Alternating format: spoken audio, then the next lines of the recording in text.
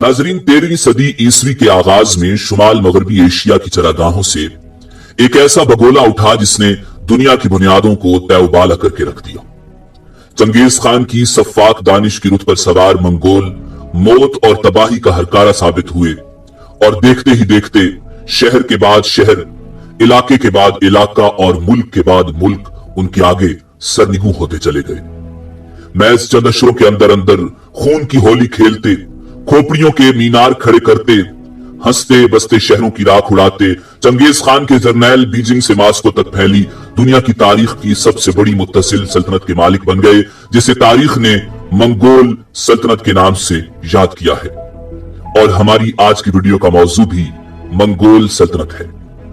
नाजरीन, मंगोल कौन थे? मंगोलों की फतूहात और जवाल पर बाकायदा गुफ्तगू शुरू करने से पहले अगर आप हमारे चैनल पर नए हैं तो बराए मेहरबानी हमारा चैनल सब्सक्राइब करें, और अगर आपको हमारी वीडियो पसंद आए तो लाइक करके हमारी हौसला अफजाई करें।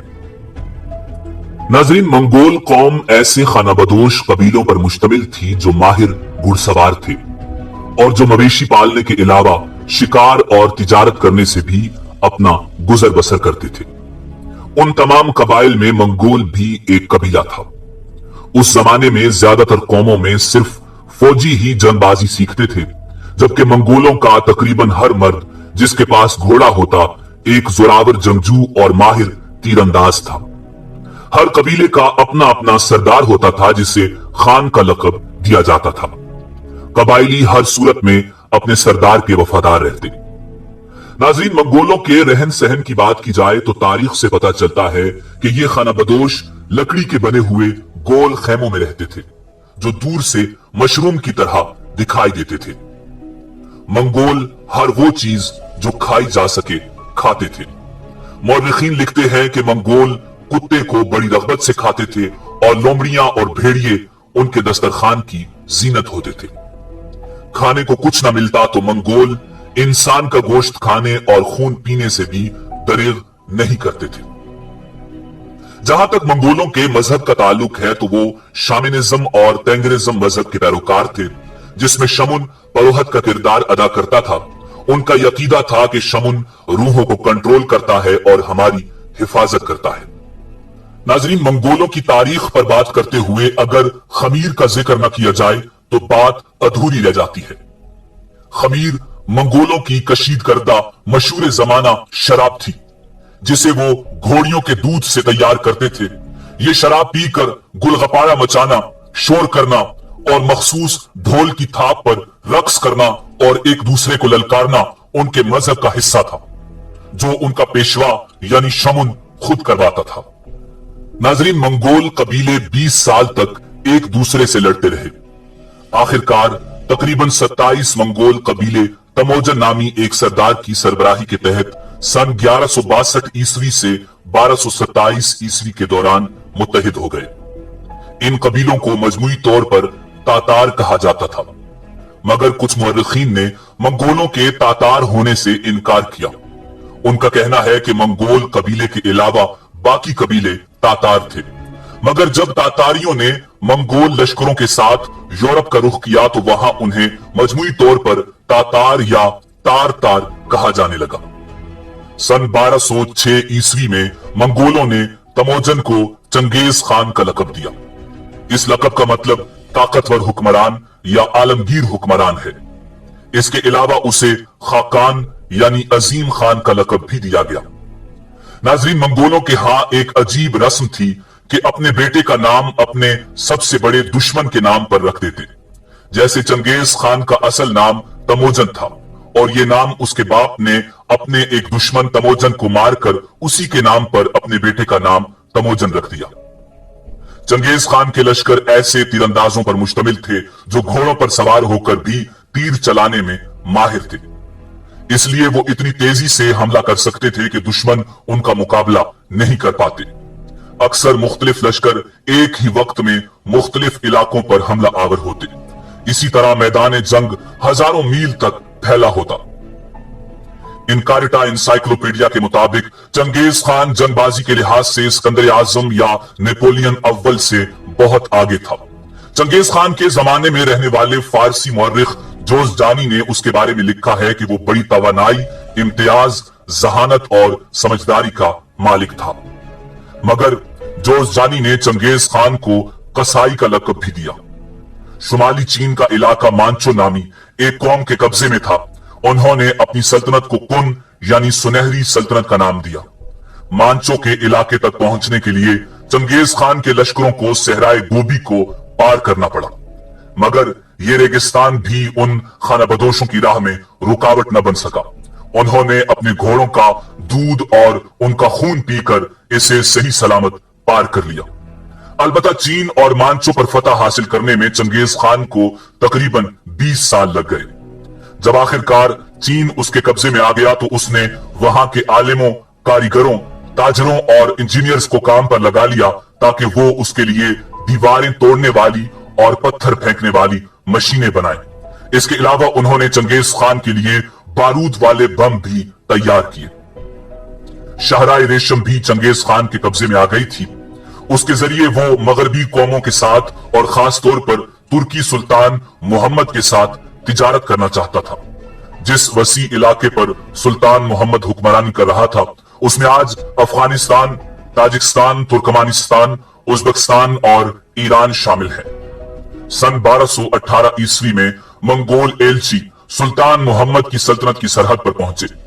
वो तो महज तिजारती मुआहदे करने के लिए आए थे, मगर वहां के निगरान ने उन सबको कत्ल कर दिया। इसके नतीजे में मंगोलों ने उस मुस्लिम मुल्क पर धावा बोल दिया।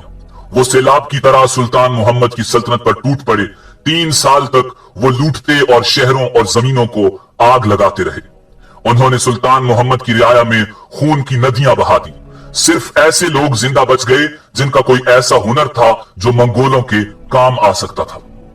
एक अंदाजे के मुताबिक मंगोल लश्कर तकरीबन 2 लाख जंगजुओं पर मुश्तमिल था। उन्होंने अजरबैजान और जॉर्जिया से गुजरकर कोहिकाफ के शुमाल में वाक़े मैदानों का रुख किया। रास्ते में उन्होंने उनका सामना करने वाली हर फौज को शिकस्त दी। उनमें 80,000 सिपाहियों पर मुश्तमिल रूसी फौज भी शामिल थी। आखिरकार उन्होंने बहिराए खिजर के इर्द गिर्द के पूरे इलाके पर कब्जा जमा लिया। उन्होंने 13,000 किलोमीटर यानी तकरीबन 8,000 मील घोड़ों पर सफर तय किया। कई तारीखदानों का ख्याल है कि यह तारीख में होने वाली सबसे बड़ी फतह थी जिसे एक घुड़सवार फौज ने हासिल किया। चंगेज खान ने बाद में आने वाले मंगोल हुक्मरानों के लिए मिसाल कायम की। उन्होंने इस मिसाल की नकल करते हुए मशरकी यूरोप पर हमला किया। चंगेज खान की पसंदीदा बीवी ने 4 बेटों को जन्म दिया। तीसरे बेटे का नाम ओक्ताई खान था और उसी को चंगेज खान की मौत पर खाकान बनाया गया। जिन इलाकों पर उसके वालिद ने फतह हासिल की थी, ओक्ताई खान ने उनके मकामी सरदारों से खिराज वसूल करना शुरू किया। इसके अलावा उसने शुमाली चीन में वाक़े कुन नामी सल्तनत के बाकी हिस्सों पर भी कब्जा जमा लिया। मंगोल अपनी कामयाबी के नतीजे में जल्द ही ऐशो इशरत की जिंदगी के आदी हो गए। अपनी दौलत में इजाफा करने के लिए ओक्ताई खान ने नए नए इलाकों पर हमला करने का फैसला किया। उसने यूरोप पर हमला करने के साथ साथ जनूबी चीन में वाक़े सुंग नामी सल्तनत पर भी हमला किया। यूरोप में उसने फतह हासिल कर ली और सुंग सल्तनत पर भी कब्जा कर लिया। सन 1236 ईस्वी में 1.5 लाख मंगोल जंगजू यूरोप की तरफ बढ़ने लगे।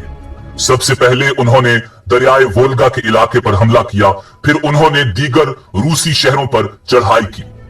इसके बाद मंगोलों ने पेशकश की कि अगर उन्हें रूसी शहरों में मौजूद तमाम माल का 10वां हिस्सा दिया जाए तो वो उनको तबाह नहीं करेंगे। लेकिन रूसियों ने लड़ने का फैसला किया, लिहाजा मंगोलों ने पत्थर फेंकने वाली मशीनों के जरिए उन शहरों पर पत्थर और मिट्टी का तेल बरसाया। जब एक शहर की दीवार गिर जाती तो मंगोल उसके बाशिंदों में इस हद तक खूनरेजी करते कि तकरीबन कोई शख्स जिंदा नहीं बचता। मंगोल लश्कर पोलैंड और हंगरी में तबाही मचाते हुए उस इलाके की सरहद पर पहुंचे जो आज जर्मनी कहलाता है।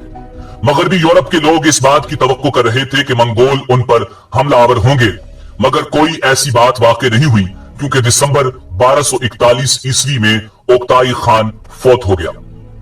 इसलिए तमाम फौजी कमांडर एक नए हुक्मरान को मुंतखब करने के लिए मंगोलिया के दारुल हुकूमत कराकुरम वापस लौटे। जो 6000 किलोमीटर यानी तकरीबन 4000 मील दूर वाक़ था। ओक्ताई खान के बेटे कयूक खान को खाकान के ओहदे के लिए मुंतखब किया गया। कयूक खान की तख्त नशीनी के वक्त एक अतालवी रहबर भी दरबार में हाजिर था। उसने 15 महीने का सफर तय किया ताकि वो कयूक खान तक पोप इनोसेंट चहारुम का एक पैगाम पहुंचा सके। पोप ने मंगोलों से यह वादा चाहा कि वो दोबारा से यूरोप पर हमला नहीं करेंगे। इसके अलावा वो उन्हें ईसाई मजहब को कबूल करने की तरगीब देना चाहता था। कयूक ने ऐसा वादा करने से इनकार किया। उसने पोप को यह पैगाम भेजा कि बादशाहों का एक टोला अपने साथ लाकर मेरे पास आओ और मेरी ताजीम करो। नाजरीन, सन 1251 ईस्वी में मंगू खान अगला खाकान बना।